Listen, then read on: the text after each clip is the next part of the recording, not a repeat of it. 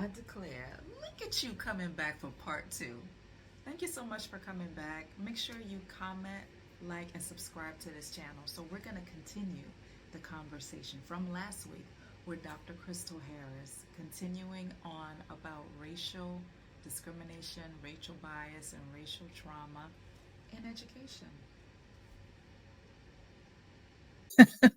I don't know. I don't know what it is. Feeling like who we are and the assets that we have are not enough, that we need to create new things to bring to the table.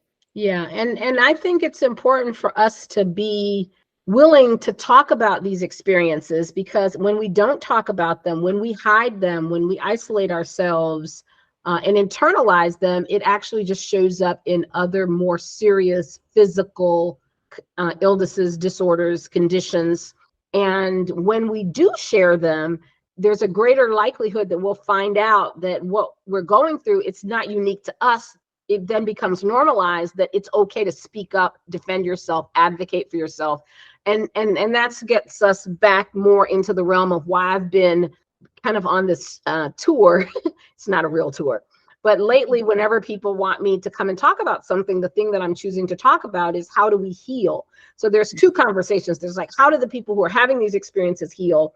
And then how do we advocate in such a way that the system can heal? Because I'm also a believer that when one person is hurting, the whole system is hurting. It's Absolutely. Not just those people that were isolated. In fact, I would argue even the bully or the person who's in the position of power who is doing the psychological abuse is also hurting. There's Absolutely. a reason that they're acting like that. There's a reason that they can't communicate, won't communicate, hide information, and so forth. Absolutely. Absolutely. I'm even seeing it in my line of work with youth and adolescents. I mean, it doesn't start, right? It doesn't start in the corporate setting. It doesn't start. I mean, these are deep-seated, unhealed wounds, and we just bring them with us. I mean, if your development was arrested at a certain age and it's not healed and is not dealt with, it doesn't automatically fix itself once you become an adult, right? And then you take that into these different settings, and then you add to it the power of being a leader, the power to influence policy even. And so talk about that, remedying it, healing it, and fostering a sense of safety. Yeah. Well, one of the things that I think we have to talk more about is what is gaslighting?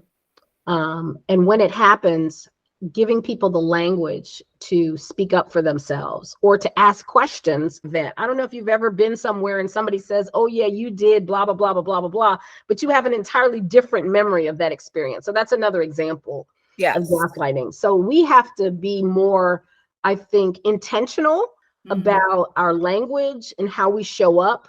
One of the best strategies that I have been working with new professors and new faculty as they're hired is the importance of leadership and onboarding. Like, you can only really be known for doing one or two things well, I believe, at any phase of your career. There are people who do all the things, but generally those people are not operating out of their strengths and out of their gifts. And so when we operate out of our strengths and our gifts, we know we can shine, but we can shine with less stress. And so it's important to kind of put a bubble around those gifts so that when you're managing your career, you're always setting yourself up for a win. And I would say, to channel another mentor of ours, Stephanie, I would edit that to say, you want to set yourself up for the easy win. Like, I know when it comes to leading a meeting, I can be a beast. I can get things done. As much as I love to talk, I hate being in meetings that have no purpose. So I think being able to ask questions that allow people to connect, to engage, to build relationships, to give updates, to make decisions. You know, there's a way in which you can engage, different people to collaborate well. So if I have to be in a role, I'm going to set myself in a role to be in a role where I know I'm going to shine and it's not going to stress me out. If you want me to be stressed out, anything that has to do with keeping records or being in charge of the money and the budget and the spending, because I'm gonna spend it all. Woman of color, as a Black woman, a new Black woman in your career, or changing jobs, because that's actually the space that I'm really interested in going next. helping Black women reorient and redesign their careers so that they can have a career that they love and that is filled with impact and filled with ease. So that's really where I'm hoping to go next in my own business and consulting and coaching. But basically, I primarily coach part-time instructors and brand new instructors. And one of the things that I say to them is that figure out where is your area of brilliance? Where is your gifting? How do you set yourself up to shine in the area that you care about? And that, basically, I mean, nobody wants to work for free, and we don't even want to get that started. But in your mind, I would get up in the middle of the night for free and help with fill in the blank. But we basically have to teach people how to defend themselves, how to advocate for themselves. So I feel very strongly that the time is overdue for us to just suck it up and work harder, suck it up and work faster. It has not worked now for generations. It has not worked.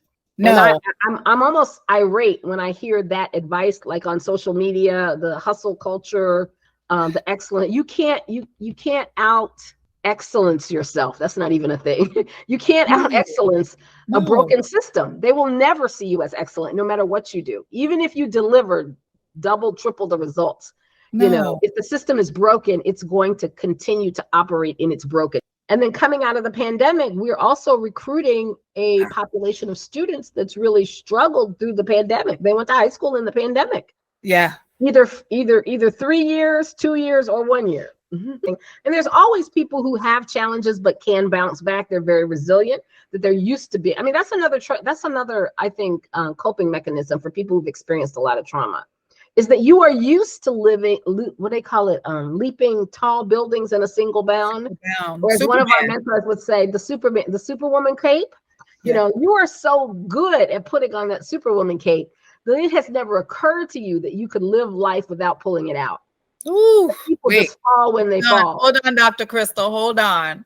We got to take a breath after that one. No. We can't just, you can't just fly past that one. We got to take a breath, because my God, I believe Alicia Keys made a whole song about that. I've got my S on my chest. Yes. Who is she talking to? Because these are one of the problems. Yes. We, as Black women, we feel like if the S isn't on our chest, that we are failing. We are not being who we're supposed to be. We are letting things fall by the wayside, and we're exhausted. This is why we're seeing people drop dead, because those same people who are dropping dead also had signs and symptoms that this Superwoman life was not working. I personally am the descendant of 2 generations of Black women who died from sudden heart attacks. Wow. And I started having problems. I never had problems with blood pressure. I started having problems with blood pressure. Well, meaning it was elevated a few times when I went to the doctor's office. So she encouraged me to start checking it daily, as they do, to decide whether or not I, would benefit from medication. This was a couple of years ago. This was going into the pandemic. And I said, hell to the no. Absolutely. Wow. This job is not taking me out. My kids are too necessary. I am not going to make them have to survive the loss of their mother in their 20s and 30s. I will not do it. Right. It was a real wake-up call for me. I started going to yoga. I started going back to taking walks. I actually changed my whole address to be in a neighborhood that was more vibrant and exciting and lots to do.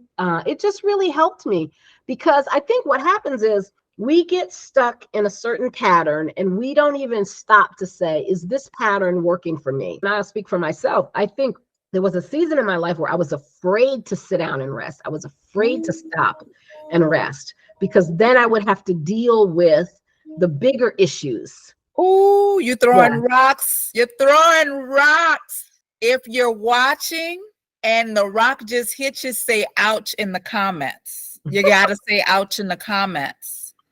Because if you pause, Crystal, if you pause and you stop, it means that you have to be with yourself. Yes. And you have to listen to the downloads that are coming into you. Yes. And it's forcing you to face things that you've been running from. And that is Absolutely. painful. I mean, we don't want to hurt. We don't want to Yes. deal with painful things. Mm-hmm.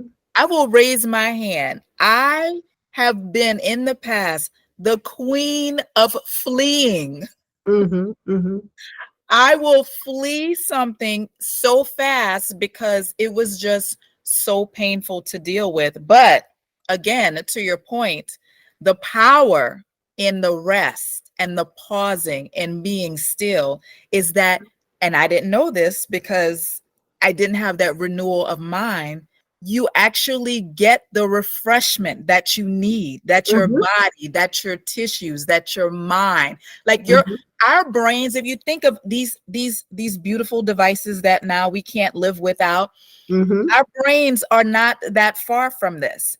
And Mm-hmm. so what happens to your phone if you never ever shut it down and it continuously runs? Mm-hmm. It gets hot, It sure does. It'll it tell you. overloads. That's happened to me several times today. I'm like, okay, let me put this We're no different as carbon-based beings. down. We require rest. It's Mm-hmm. not an option. I have a framework that I'm working on, a resource called the Empower Framework. And Empower is really about looking at different levels of your career in such a way that you can decide, is this working for me? And I don't want to steal the thunder, but in the next couple weeks, I'm going to be starting to promote a podcast that I'll be launching probably late spring. I had hoped to do it for Black History Month, but it's looking more like Juneteenth. Okay.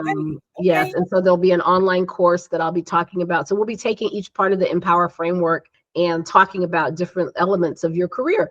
But at the end of the day, it all starts with pausing and resting so that you can be aware. Yes. We have to want to know. We have to want to see. The Mm. silence is killing us. The being neutral is killing us.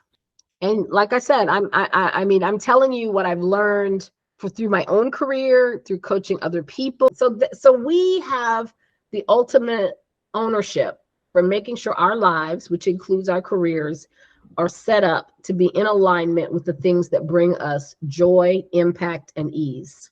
Mm. All right. I think we'll end it there. Thank you so much. Thank Before you. we go, Yes, yes, yes, I yes. want you to tell the audience where they can find you if they want to work with you and what your latest upcoming projects are.